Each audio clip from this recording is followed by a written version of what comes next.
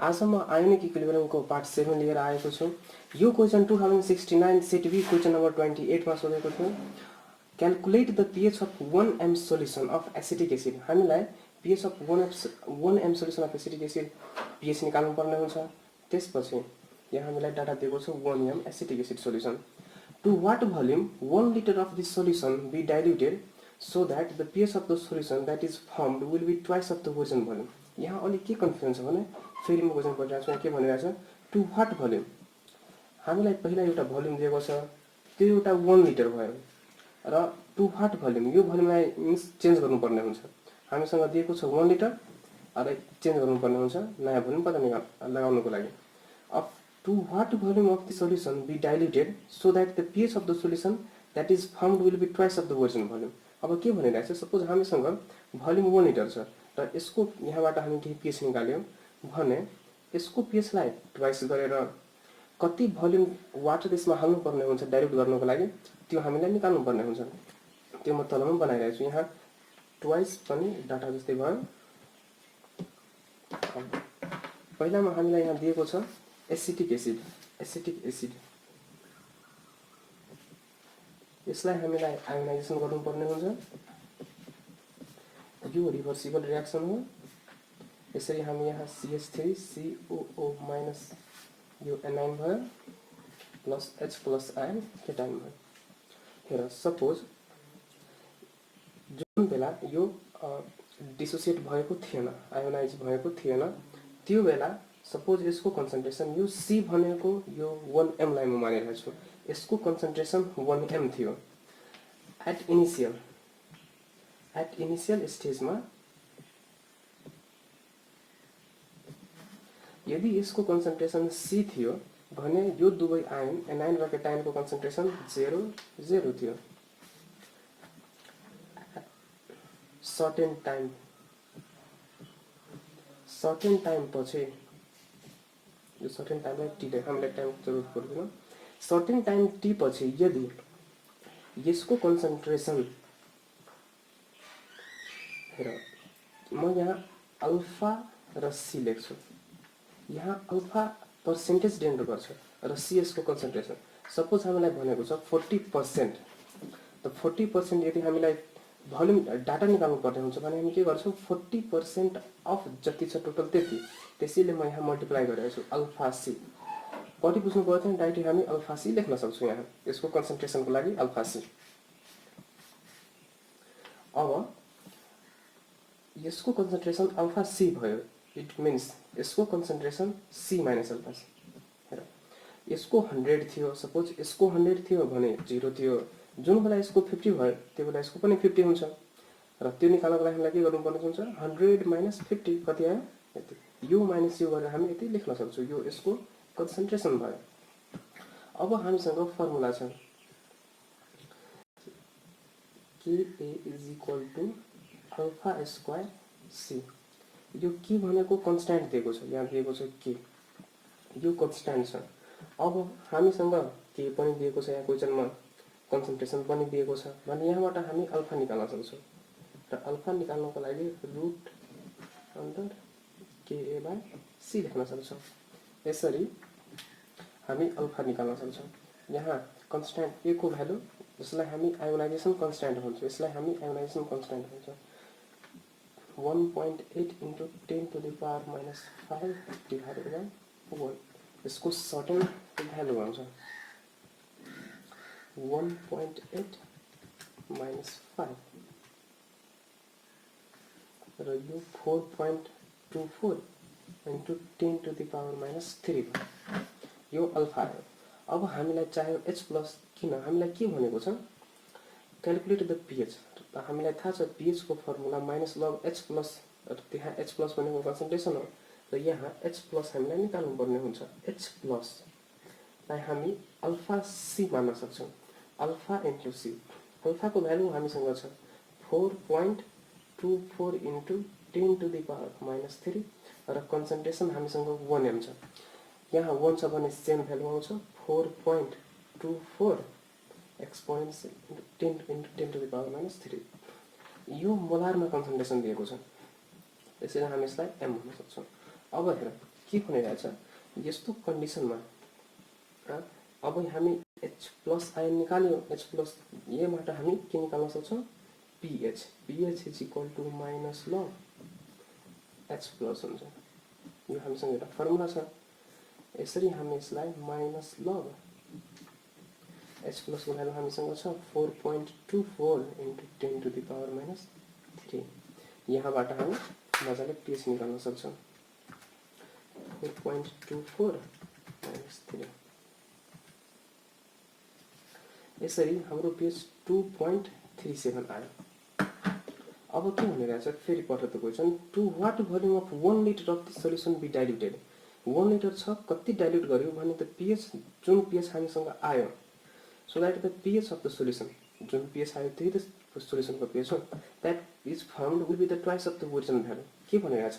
suppose यदि यसको pH twice गर्यो भने हेर के छ हामीसँग फर्मुला के छ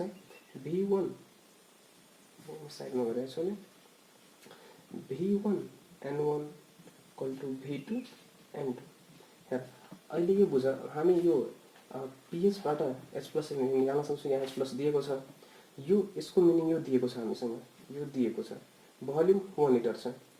अब हेर यदि हामी pH लाई ट्वाइस गर्छौं यो pH लाई आएको pH लाई ट्वाइस गर्छौं र त्योबाट हामी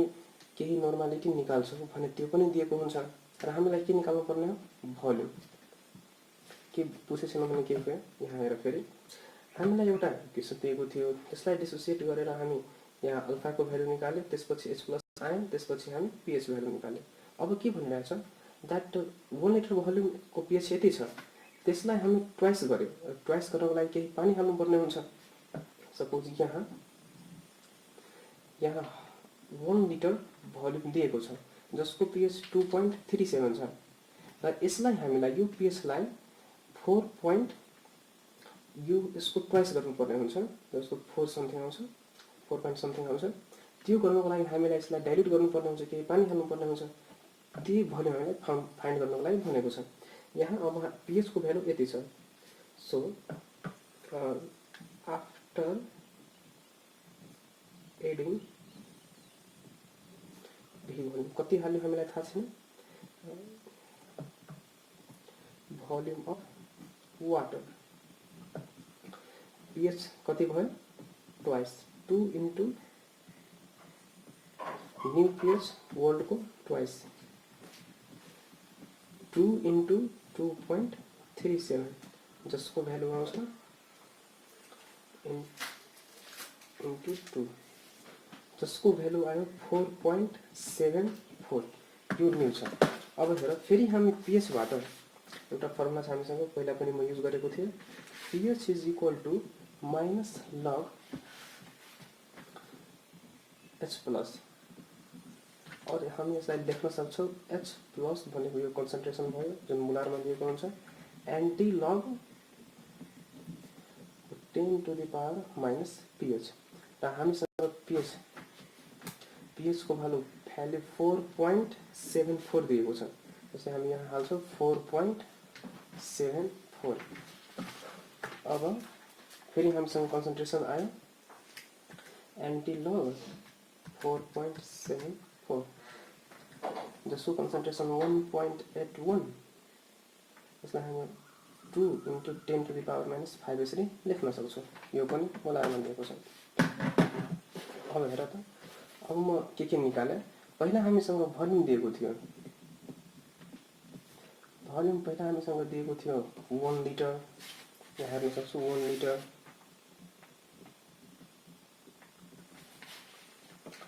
त्यसैगरी हामी हेर के छ भने यहाँ डिसोसिएट भएर H प्लस मात्रै आउँछ भने यो कन्डिसनमा molarity is equal to normality हुन्छ जति म मोलारिटी मोलारमा निकालेको छु यो सबैलाई म नर्मालिटी लेख्न सक्छु यहाँ पनि डाइरेक्ट त्यसैको लागि म यहाँ नर्मालिटी यो किन गरे किनभने यहाँ एउटा H प्लस आयन मात्र डिसोसिएट भइरहेछ त्यसैले यसको बेसिसिटी 1 मात्रै भयो अब हेर जुन हामी सोलुसन हामी निकाल्यो सोलुसनको जुन pH निकाल्यो pH 2.37 यसको कन्सन्ट्रेसन कहाँबाट आयो 4.24 यसको कन्सन्ट्रेसन छ 4.24 into 10 to the power minus 3 अब फेरि भोल्युम V2 हामीलाई निकाल्नु पर्ने हुन्छ जुन हामीलाई थाहा छैन र नर्मालिटी सेकेन्ड कन्डिसनको normality N2 I 1.82 into 10 to the power minus 5 यो म किन लेखेँ किन हामीलाई भनिरहेछ पहिला यति थियो त्यसपछि यति भयो त्यो क्वेसन इजी छ मात्रै अलि कन्फ्युजन छ हामीसँग पहिला नर्मालिटी यति थियो पछि हामी पानी हालेर यति गर्यो कति पानी हाल्यो simply to find the diluted त्यो गर्नको लागि हामीसँग नर्मालिटी इक्वेसन छ नर्मालिटी इक्वेसनबाट हामी यसरी V1 N1 equal to V2 N2 लेख्न सक्छौँ और V2 is equal to V1 N1 divided by N2 equal to V1 1 liter छ नर्मालिटी हामीसँग 4.24 into 10 to the power minus 3 छ र N2 को value 1.82 into 10 to the power minus 5 दिएको छ यसरी हामी भोल्युम निकाल्न सक्छौँ 4.24 1.82 र हामीसँग भोल्युम एप्रोक्सिमेटली 233 लिटर आयो र यो हेन्स हामी यसरी भन्न सक्छौँ hence required volume of water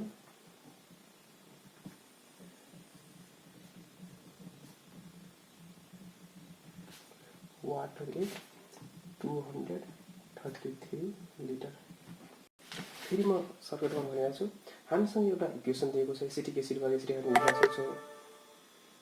त्यसपछि यसरी बनाउन सक्छौँ यहाँ अल्फाको भ्यालु निकालेर कन्सन्ट्रेसन निकाल्यो यहाँबाट हामीलाई H+ लिएको छु लिनुपर्ने हुन्छ त्यो नर्मालिटी भयो त्यसै गरी भोल्युम हामीलाई दिएको छ 1 लिटर र आफ्टर